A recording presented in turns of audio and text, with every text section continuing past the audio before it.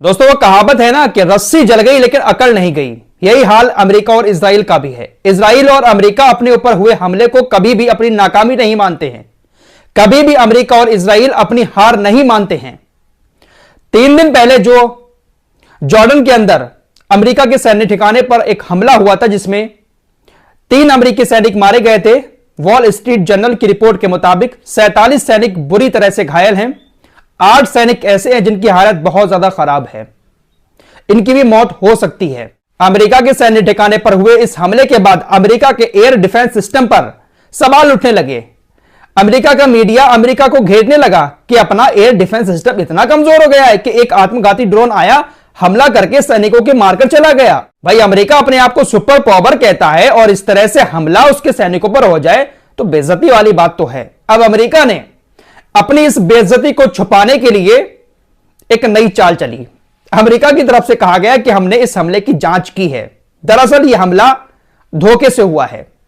हमारे ऊपर हमला करने की किसी की औकात नहीं है। यह हमला धोखे से ऐसे हुआ कि जब आत्मघाती ड्रोन हमारे सैन्य अड्डे पर हमला करने के लिए आ रहा था तो उसी वक्त हमें खबर मिली कि हमारा एक आत्मघाती ड्रोन जो उस एरिया में घूम रहा था वो भी वापस आ रहा है।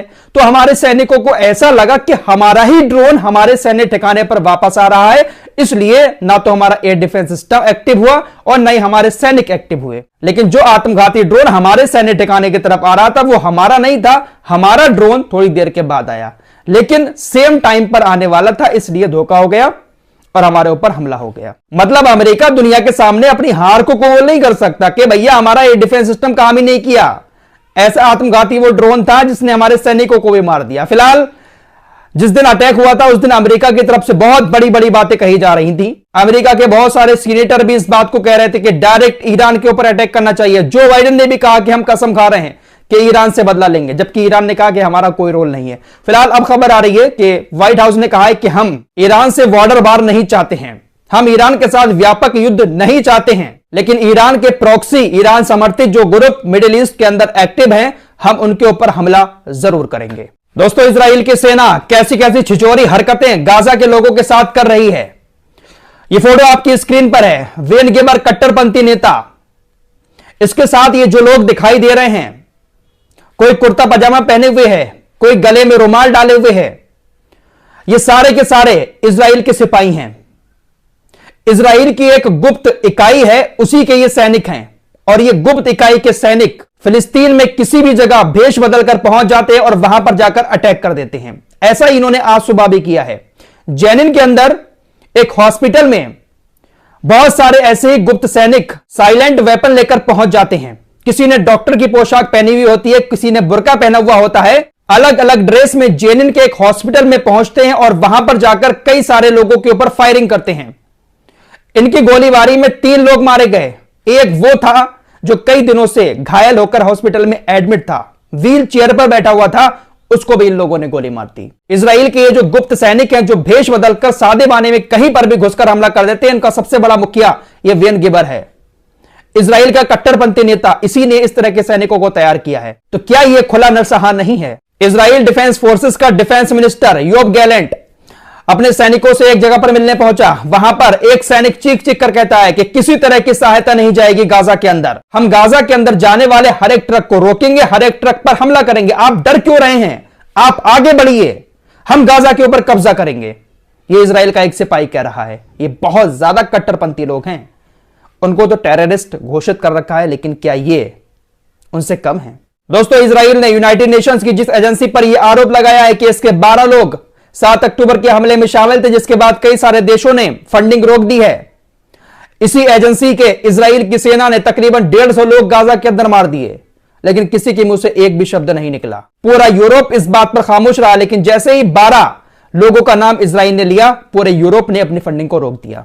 दोस्तों आज पूरी दुनिया में इजराइल के खिलाफ विरोध प्रदर्शन इसलिए हो रहे हैं क्योंकि इनकी हरकतें ही ऐसी हैं। गाजा के जो लोग अपने अपने घरों को छोड़कर समुद्र किनारे जाकर टेंट बनाकर रह रहे हैं, इजराइल के सैनिक एक बोट से जाते हैं और अंधाधुंध फायरिंग उन टेंट के ऊपर कर देते हैं। आपको पहले भी कई बार ऐसी चीजें दिखा चुका हूं कि ये लोग टिकटॉक वीडियो बनाने के लिए अंधाधुंध फायरिंग कर देते हैं, और ऐसा ये हमेशा से करते चले आए फिलिस्तीनियों के साथ।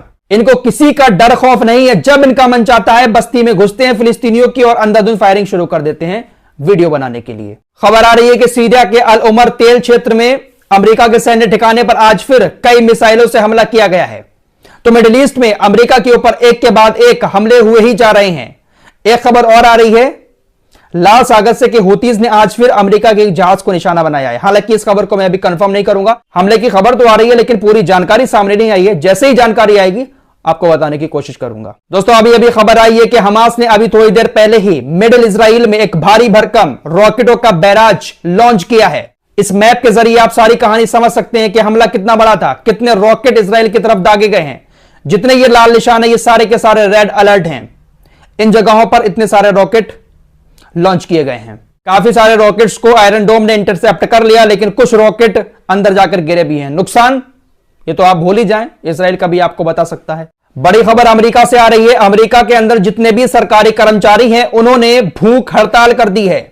और भूख हड़ताल इसलिए की है क्योंकि उनका कहना है कि जो बाइडेन इजराइल को लेकर जिस तरह की नीति अपना रहे हैं यह बिल्कुल गलत है। गाजा के लोग भूखे प्यासे हैं, इसलिए पूरे अमेरिका के सभी सरकारी अधिकारियों ने भूख हड़ताल का ऐलान किया है। दोस्तों दुनिया में शायद ही कोई ऐसा देश हो जिस देश की जनता गाजा के साथ ना हो, इजराइल के खिलाफ ना हो, लेकिन उस देश के नेता इजराइल का साथ दे रहे हैं। ब्रिटेन से खबर आ रही है, ब्रिटेन के विदेश मंत्री डेविड कैमरन ने आज ब्रिटेन के अंदर जितने भी अरब देश हैं उनके राजदूतों से मुलाकात की। ब्रिटेन के विदेश मंत्री ने कहा कि हम भी चाहते हैं कि फिलिस्तीन एक अलग देश बने, एक अलग राज्य का दर्जा उसको दिया जाए। हम अपने साथियों के साथ मिलकर इस बात की पूरी कोशिश करेंगे कि फिलिस्तीन को अलग राज्य बनाया जाए। इस्लामिक देशों के साथ मिलते हैं तो इस तरह की बातें करते हैं और अंदर अंदर ये लोग क्या कर रहे हैं आप सब लोग देख ही रहे हैं। इसने कहा कि फिलिस्तीन को अलग देश का दर्जा तो दे दिया जाएगा, लेकिन उससे पहले ये सारी चीजें भी देखी जाएंगी कि अलग देश जब फिलिस्तीन बन जाएगा तो फिलिस्तीन के अंदर किस तरह से क्या होगा, कौन सरकार चलाएगा, कैसे वहां पर कामकाज चलेगा, क्या उसको यूनाइटेड नेशंस की मान्यता दी जाएगी। इन सारी चीजों पर विचार करने के साथ ही हम पूरी कोशिश करेंगे अपने साथियों के साथ मिलकर कि फिलिस्तीन को अलग राष्ट्र बनाया जाए। आपकी स्क्रीन पर ये जो दो लोग नजर आ रहे हैं ये ईरान की पुलिस के सिपाही थे। इनकी आज मौत हो चुकी है। ड्रग की तस्करी करने वालों ने इन दोनों को आज ईरान के अंदर मार दिया। इस बात की जानकारी खुद पुलिस अधिकारियों की तरफ से दी गई है। ईरान के अंदर ड्रग तस्करी बहुत ज्यादा लोग करते हैं। हमेशा ईरान की पुलिस की ऐसे तस्करों से झड़प होती रहती है और इसमें ईरान के कई सारे सिपाही अक्सर मारे भी जाते हैं। इन दोनों को आज ड्रग तस्करों ने मार दिया। फिलहाल इस वक्त के ये कुछ बड़े अपडेट थे, और भी अपडेट लगातार आ रहे हैं। चैनल पर पहली बार आए हैं, सब्सक्राइब करके हमारे साथ जुड़ सकते हैं। मिलते हैं एक और नई वीडियो के साथ जल्दी, तब तक के लिए अल्लाह हाफिज। दोस्तों हमारे वीडियो पसंद आए तो फॉलो सब्सक्राइब जरूर कीजिए और साथ ही साथ शेयर भी कीजिए। मिलते हैं कुछ अगली खबरों के साथ, तब तक के लिए अपना ख्याल रखें।